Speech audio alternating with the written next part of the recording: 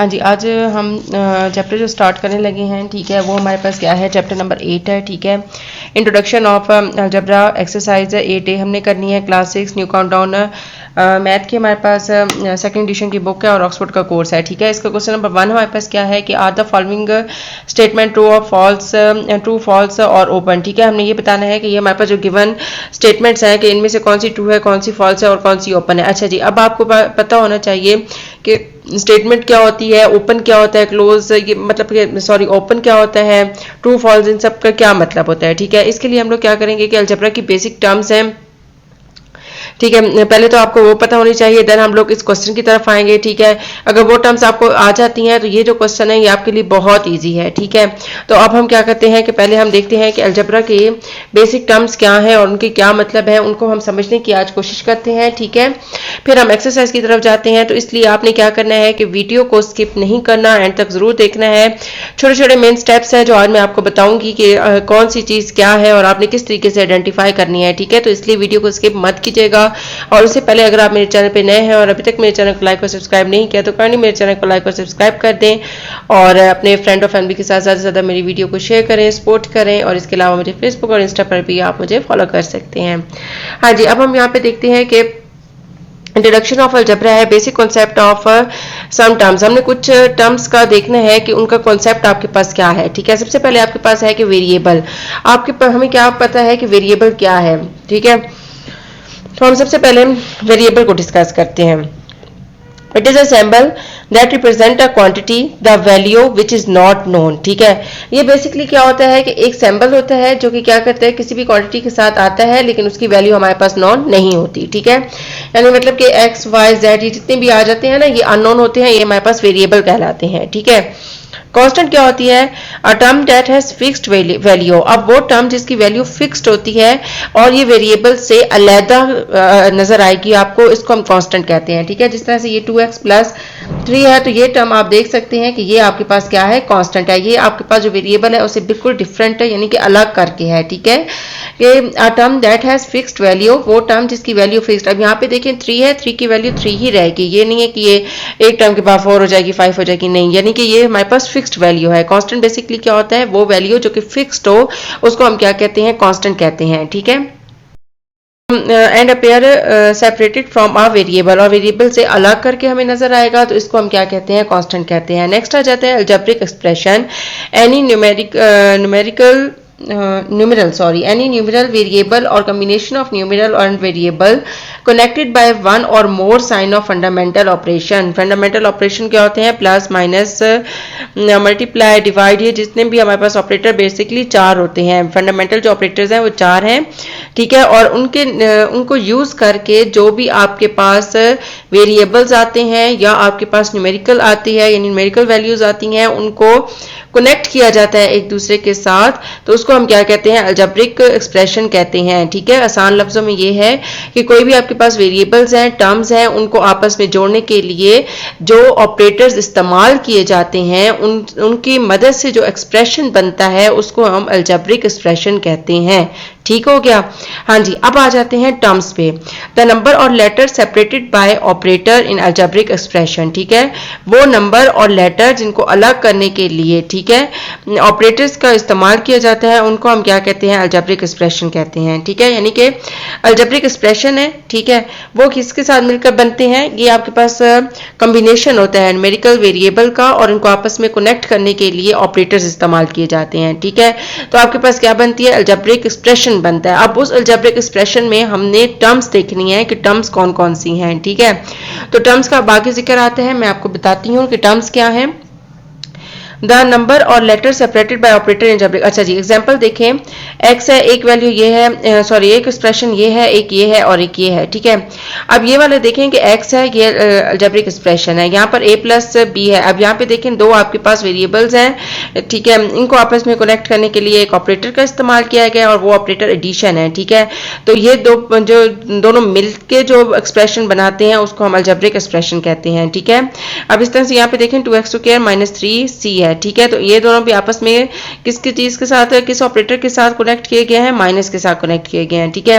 अब हम टर्म्स की तरफ आते हैं। तो एक्स की टर्म एक्स ही है, ठीक है। यहाँ पर देखें दो टर्म है, ए और बी, ठीक है। और इसमें कितनी टर्म्स हैं, इसमें आपके पास दो टर्म्स हैं, ये एक्स है और ये आपके पास सी है, ठीक है। तो ये आपके पास आ गए टर्म्स, ठीक है। और यहाँ पे जो आपके पास टर्म आ रही है ना, ये आपके पास 2x² आ रही है और -3c आ रही है, ठीक है। ये आपके पास टर्म्स आती हैं, ठीक है। और ये जो x और c आपके पास है, x और c ये आपके पास क्या है, वेरिएबल है, ठीक हो गया। तो ये आपके पास टर्म्स थी और ये आपके पास जो बेसिक आपके पास आज हमने पढ़ा है वो ये वाली 4 टर्म्स पढ़ी हैं, ठीक है।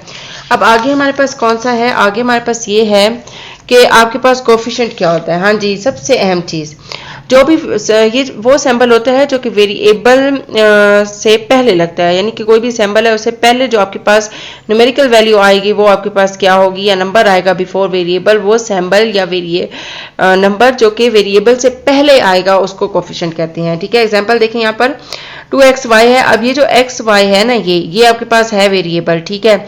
और इसके साथ जो इसका कोफिशिएंट है वो यहाँ पर 2 है। तो यानी अगर हमसे पूछा जाए कि xy का कोफिशिएंट बताएं तो वो 2 है। अगर हमसे ये पूछा जाए कि इसमें से हमें बताएं कि y का कोफिशिएंट कौन सा है, y का कोफिशिएंट, तो y का coefficient 2x is a coefficient of y, इस तरीके से आएगा, ठीक है। अगर x का पूछा जाएगा तो हम लिखेंगे 2y is a coefficient of x। बात समझ आ गई होगी, ठीक है।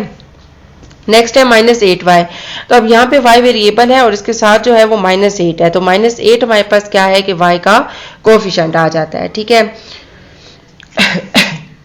हाँ जी, नेक्स्ट आ जाती है लाइक टर्म्स और अनलाइक टर्म्स। लाइक टर्म्स कौन सी होती हैं, if two terms are different only, यानी differ only in their numerical और do not differ at all, they are like, ठीक है। यानी कि उनके जो लाइक टर्म्स होंगी ना, उनका आपने बेसिकली ये देखना है, ये नहीं देखना है कि उनके नंबर कौन से हैं, सिर्फ आपने ये देखना है कि उनके वेरिएबल सेम होने चाहिए। अगर वेरिएबल सेम है तो वो लाइक टर्म्स आएंगी और अगर वेरिएबल सेम नहीं है तो अनलाइक टर्म्स आएंगी, ठीक है। अब यहाँ पे देखें 4a है, -5a है और 10a है। तो सबके देखें ये जो कोफिशिएंट है सबके डिफरेंट है, लेकिन जो वेरिएबल है वो सबका सेम है। तो ये all have same variable, so they are like terms, ठीक है। अब यहाँ पर देखें कि 5x एंड 11y है, ठीक है। In this case x and y are two different variables, so they have the different term and they are unlike terms, ठीक हो गया। हाँ जी, अब नेक्स्ट हमारे पास आ जाते हैं सेंटेंस। अब सेंटेंस क्या होता है, a sentence is a set of word। Sentence basically क्या होता है कि ये सेट ऑफ वर्ड्स होता है या सिंबल्स होता है जिसके जरिए हम कोई मैसेज कन्वे कर सकते हैं प्रॉपरली, यानी कि पूरी की पूरी इंफॉर्मेशन आपके पास जिसमें गिवन हो वो आपके पास क्या होता है, सेंटेंस होता है, ठीक है। एक दफा फिर रिपीट कर रही हूँ कि सेंटेंस आपके पास क्या होता है, is a set of words और सिंबल, यानी कि ये एक पूरा सेट होता है, यानी एक स्टेटमेंट लिखी हुई होती है, हम उसको देख के बता सकते हैं कि क्या ये सेंटेंस है। सेंटेंस बेसिकली क्या होता है, जिसमें आपके पास पूरी इंफॉर्मेशन किसी भी चीज के बारे में गिवन हो, यानी अ सेट ऑफ वर्ड्स और सिंबल दैट कन्वे मैसेज, ठीक है। यानी कि वो आपको फुली इंफॉर्मेशन यानी फुली मैसेज कन्वे करें, तो उसको आप क्या कहते हैं, सेंटेंस कहते हैं, ठीक है। नेक्स्ट आ जाते हैं सेंटेंस स्टेटमेंट, ठीक है। A sentence that is either true और false is known as statement. अब जो भी आपके पास सेंटेंस होगा उसको देख के आप ये बता सकते हैं कि क्या ये ठीक है या गलत है, ठीक है। अगर ठीक और गलत की कंडीशन आती है तो वो आपके पास स्टेटमेंट कहलाती है, ठीक है। सेंटेंस से ही हम लोग आइडेंटिफाई करेंगे कि क्या सेंटेंस जो आपके पास गिवन है वो ट्रू है या फॉल्स है। अगर ट्रू एंड फॉल्स की कंडीशन आएगी तो वो स्टेटमेंट कहलाएगी, ठीक है। लास्ट इसकी जो टर्म है जो कि बहुत ही इंपॉर्टेंट है वो आपके पास है ओपन स्टेटमेंट। अब स्टेटमेंट का तो आपके पास समझ आ गया कि sentence that is either true और फॉल्स। अब इसकी जिस तरह एग्जांपल है कि the earth move around the sun, देखें कि जो अर्थ है वो सन के अबाउट या अराउंड मूव करती है, तो ये स्टेटमेंट ट्रू है, ठीक है। ये बेसिकली सेंटेंस है जिसमें पूरी इंफॉर्मेशन आपके पास गिवन है, ठीक है। और अब इसके बाद ये चेक करना है कि क्या ये ट्रू है या फॉल्स है, तो ये ट्रू है, ठीक है। गिव मी अ पेन, ठीक है, ये भी क्या है, गिव मी अ पेन, ये क्या है आपका सेंटेंस है, ठीक है। लेकिन इसमें ट्रू एंड फॉल्स की कंडीशन नहीं है, ठीक है। तो ये बेसिकली क्या है, सिंपल सेंटेंस है, ये सेंटेंस है लेकिन इसमें ट्रू एंड फॉल्स की कंडीशन है, ठीक हो गया। लास्ट इसकी है open sentence statement, it is not immediately known whether the statement is true and false. ये आपको फौरन देख के हम नहीं बता सकते कि क्या ये ट्रू है या फॉल्स है। क्यों? क्योंकि इसमें पूरी इंफॉर्मेशन आपके पास गिवन नहीं होती, ठीक है। कि it is not immediately known whether the statement is true और false because all information is not available. ठीक हो गया।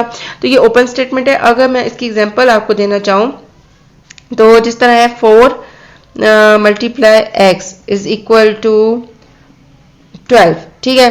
अब ये जो x है ना, इधर हमें नहीं पता कि ये क्या है, x की कौन सी वैल्यू है, ठीक है, हमें फौरी तौर पर पता नहीं चल सकता। तो इस तरह की जो स्टेटमेंट होती हैं उसको हम क्या कहते हैं? ओपन स्टेटमेंट कहते हैं, ठीक है। Now start exercise 8A. Its question number 1 is are the following statement true and false? अब इसका पहला क्वेश्चन ये है कि हमने ये देखना है कि स्टेटमेंट आपके पास गिवन है तो क्या ये ट्रू है या फॉल्स है। अब स्टेटमेंट से आपको पहले ही समझ आ जानी चाहिए कि स्टेटमेंट क्या रिप्रेजेंट करती है, कि ये बताती है कि कोई भी सेंटेंस या तो ट्रू होगा या फॉल्स होना चाहिए, ठीक है। और ओपन से आपको ये समझ आ जानी चाहिए कि आपके पास पूरी इंफॉर्मेशन है या नहीं है, ठीक है, जिसको आप देख सकें। तो इसका पहला आपके पास ये है कि 0 इज अ होल नंबर। कि अब 0 क्या है? वो क्या होल नंबर है? होल नंबर बेसिकली क्या होते हैं? वो सेट जो कि 0 से स्टार्ट हो, ठीक है। तो होल नंबर जो होता है उसमें 0 इंक्लूड होता है, ठीक है। तो ये आपके पास क्या है? ट्रू है, ठीक है। नेक्स्ट है 5 + 9 = 18 - 5। अब यहाँ पे देखें 9, 10, 11, 12, 13, 14 आता है और 8 में से 5 तो ये 13। तो क्या ये दोनों बराबर है? ये दोनों बराबर नहीं है, तो ये आ जाता है फॉल्स। नेक्स्ट आ जाते हैं 2 इज ओनली इवन नंबर। 2 आपके पास क्या है? इवन नंबर है। इवन नंबर इवन प्राइम है। इवन प्राइम हमारे पास है, ठीक है। तो ये भी आपके पास क्या है? True. 17 is a natural number. Natural number 1 से स्टार्ट होते हैं, आप टू सॉन चलते जा रहे होते हैं, तो 17 नेचुरल नंबर है, ये आपके पास ट्रू है। 7 मल्टीप्लाई ट्राइंगल कह दें या अननोन कह दें, ठीक है, स्पेस इसको कह दें, ज्यादा सुटेबल है। 7 multiply space is equal to 21 when this space या this block is equal to 4। अगर इस ब्लॉक की वैल्यू 4 हो और उन दो आपस में मल्टीप्लाई कर रहे हैं 7 मल्टीप्लाई 4 तो ये 28 आता है, 21 नहीं आता, तो ये आपके पास फॉल्स है। अब यहाँ पे देखें कि 4 मल्टीप्लाई 5 आपके पास 20 होता है, तो 20 यानी कि इसको मल्टीप्लाई किया जाए तो 20 आता है, 45 नहीं आता, तो ये भी आपके पास क्या है? फॉल्स है। हाँ जी। अब ये इसका 7 है 5x + 5 = 10 when x = 1। अच्छा, अगर देखें कि ये आपके पास स्टेटमेंट ना होती, जस्ट ये होता 5x + 5 = 10, तो दिस इज ओपन स्टेटमेंट, ठीक है। तो ये आपके पास क्या होता है? ओपन स्टेटमेंट होता है। क्यों? क्योंकि इसमें x जो है ये आपके पास फौरी तौर पे आपको नहीं पता चल सकता x की वैल्यू क्या है। ठीक हो गया? मेरी बात समझ आ रही है ना? ठीक है। अगर समझ आ रही हो तो आपने लाइक जरूर करना है और कमेंट में मुझे जरूर बताना है कि आपको वीडियो समझ आई है या नहीं आई। ठीक हो गया? हाँ जी। अब यहाँ पे देखें कि 5, अब यहाँ पे मैं इसकी वैल्यू पुट कर देती हूँ। अब यहाँ पे तो गिवन है ना हमारे पास 5x की वैल्यू 1 + 5, तो 5 + 5 विच इज इक्वल टू 10। तो यहाँ पे देखें इसका आंसर 10 आता है, तो ये आपके पास ट्रू है। अब यहाँ पे देखें कि आ गया 15 और ये भी आ गया 15, तो ये भी ट्रू है। ठीक है। अब लास्ट हम कर रहे हैं 9, 0.5 इज इक्वल टू 1/5।